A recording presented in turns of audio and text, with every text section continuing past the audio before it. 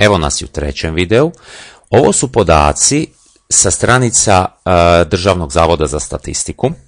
Šta oni nama govore?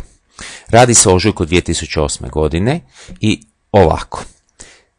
Što se tiče hrvatskih zaposlenika, ima ih 1.052.404, prosjek je izračunat 5.042 kune. Pitanje je, jesu li, kad su iz Državnom zavodu za statistiku računali prosječnu mjesečnu plaću, jesu li ih računali iz ovih podataka?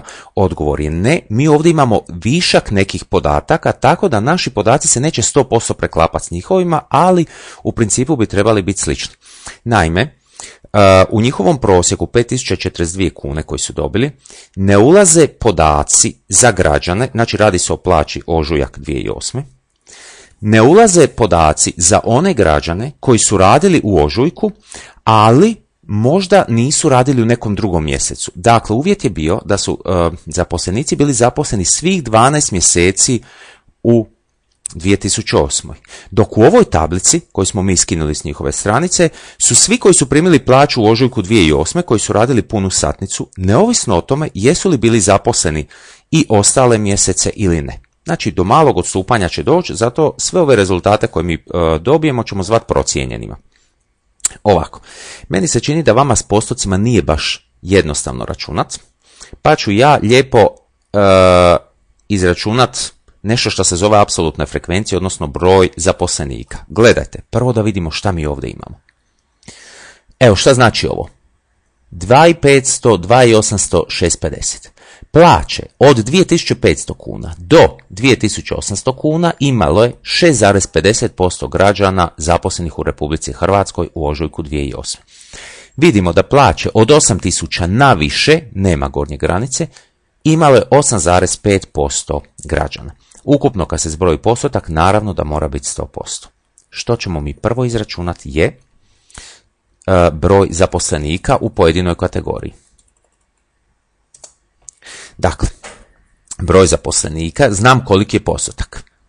Od, 1.052.000 zaposlenika koji su ušli u ovaj obračun. Gledajte kako ćemo to. Klikat ću na ćelije. Dakle, koliko je to 2,70% od 1.052.000?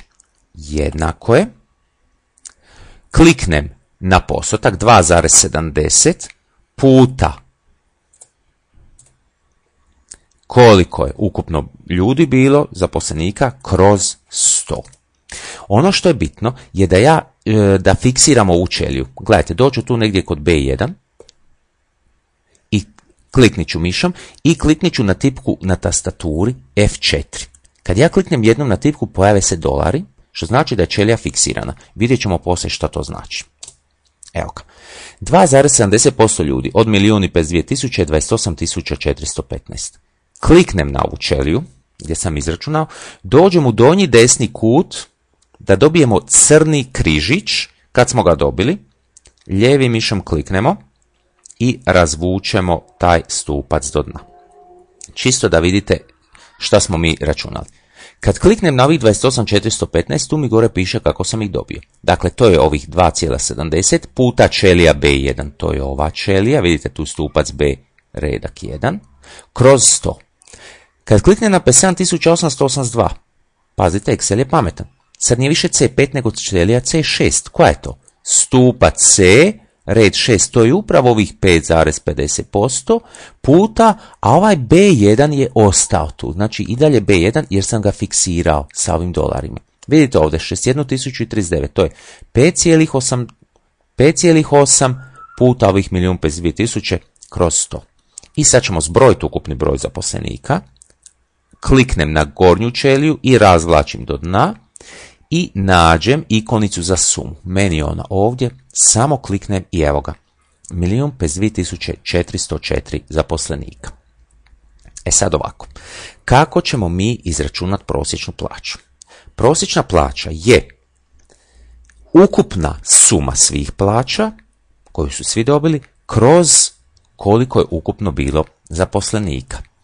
E sad imamo mali problem, a to je šta ja ovih 57.882 zaposlenika, ja znam da su njihove plaće od 1.900 do 2.200, ali ne znam točno koliko. Šta onda činim? Uvodim nešto što se zove razredna sredina. novi stupac ću oformiti, nazvat ću ga razredna sredina i ona se označi sa XI. Da vidimo. Budući da ja ne znam točno plaće ovih zaposlenika, ja ću procijeniti da su one točno u sredini između 1900 i 2200, jer time radim najmanju moguću grešku. Znači, trebam naći prosjek između 1900 i 2200.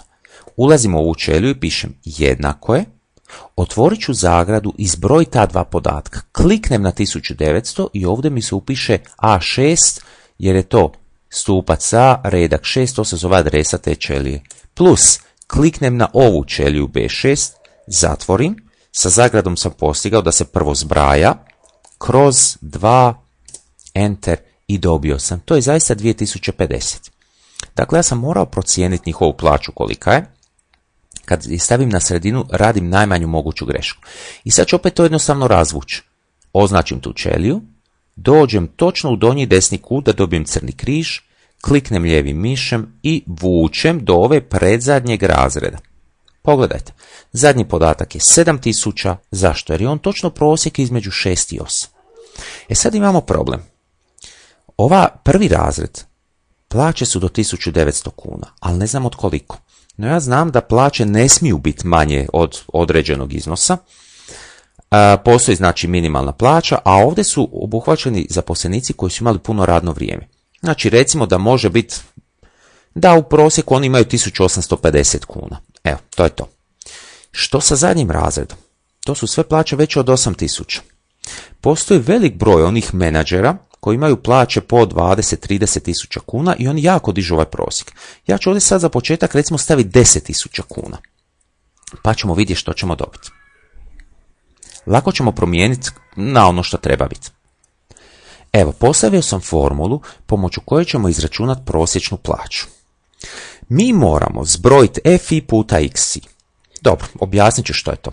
Ja sam moram zbrojiti sve plaće. 28.415 zaposlenika, po mojoj nekoj procjeni, oni imaju u prosjeku plaću 1850. Ja moram vidjeti sad koliko ukupno oni imaju plaću. Samo još jedna napomena, uću ovu ćeliju broj zaposlenika i na kraju, znači popnem se gore u formula bar i upišem FI, jer je to oznaka za broj nečega, broj zaposlenika, broj ljudi, to je simbolička oznaka u statistici, najčešće FI. Ja ću formirati novi stupac FI puta XI i pomnožit ću. Gledajte šta mi ovo sad znači. Kad ja pomnožim ovo puta ovo, 28.415 zaposlenika imaju ovoliku plaću. Kad ja to pomnožim, ja ću zapravo dobiti zbroj njihovih plaća. Dakle, jednako je koliko ih ima puta, kliknem na njihovu plaću i enter. I ja ću sad to lijepo razvući. Kliknem na tu ćeliju, dođem u donji desni kut da dobijem crni križ i skroz do dna razvučem. Evo ga. Ovi ovdje recimo broj, sad je to 25 milijuna, da? Znači, on je nastao 65.249 zaposlenika, imaju plaću u prosjeku 3.850 i njihova ukupna plaća je ovolika. I sad kad ja zbrojim sve te plaće po razredima, znači označim ih sve, idem na ikonicu autosumu, ja dole dobijem dobijem ukupnu sumu plaća. I sad idemo izračunati kolika je prosječna plaća. Jednako je po ovoj formuli. Gdje sam zbrojio FI puta XI? FI puta XI, ovaj stupac, evo, u ovoj ćeliji sam zbrojio, to je zbroj svih plaća. Kroz suma FI, to je zbroj svih zaposlenika, to je ovaj ovdje broj. Kad kliknem enter dobijem 4684. Meni tu sad nešto ne štima s obzirom da je prosječna plaća 5042 kune. Meni je ispala 4684. Pa u sljedećem videu pogledajte kako ćemo to srediti.